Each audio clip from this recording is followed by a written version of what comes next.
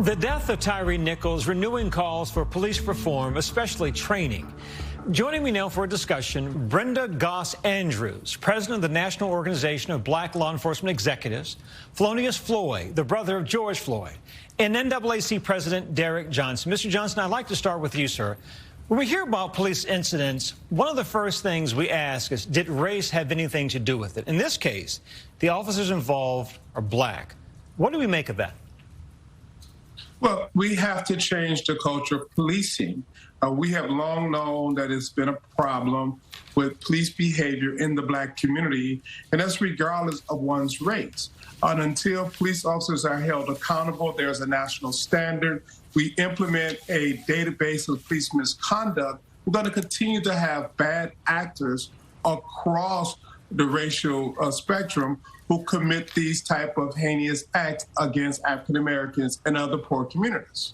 Philonise, when I saw this videotape today, one of my first thoughts was about you and your family. The case of your brother, George Floyd, is seen for many as a game changer in that officers involved in his death were charged and convicted. In Tyre's case, we saw the officers get fired and charged all within a few weeks. Do you think this is the beginning of a change in how authorities react to these incidents? I'm hoping that it's a change to how they react. I just don't want it to be a black thing versus a white thing, because those are black cops and you did it to them. So I wanted the same thing done to Mr. Chauvin them. I wanted them to be just right then and there. They needed to have them guys being prosecuted instead of starting an investigation and putting the military outside of their house. You did it to these cops. After looking at that video, I'm expecting harsh time. I think right now is a great start, and they just need to stick to the book. Sure. You do the crime, you do the time. The death of George Floyd brought on conversations about reform, but a recent report from a policing nonprofit, PERF, says training for new recruits presents an immediate crisis. The Memphis Police Department had actually put in place de-escalation training in the last couple of years. What does this tell us about the state of police training in America? We have a hyper-masculine police force. It's male-dominated, and we know that. But we build it on aggression, and you saw that in the tape tonight, how the officers got out.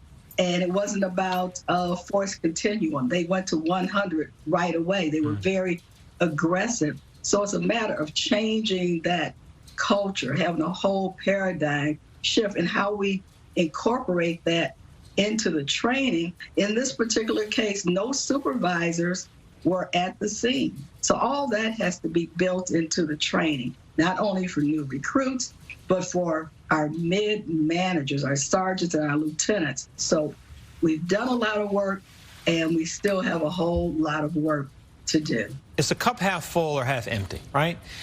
This is being compared to the Rodney King case. All of us are old enough to remember that time, remember those images. Has anything changed in the last 3 decades? What's going to take to prevent things like this from happening again? We need federal reform, a standard of accountability, a standard of accreditation, so police are trained and there's a uniform training. We don't see these type incidents at this level in England or in Japan or in China. And if the cup analogy that you just used is a half full or half empty, there are holes in the cups because there are too many standards across agencies. That's not a uniform container to ensure a federal standard across the board. Brenda Goss Andrews, Philonise Floyd, and Derrick Johnson, thank you so much. Thank you. Thank you. Thank you. Thanks for having us.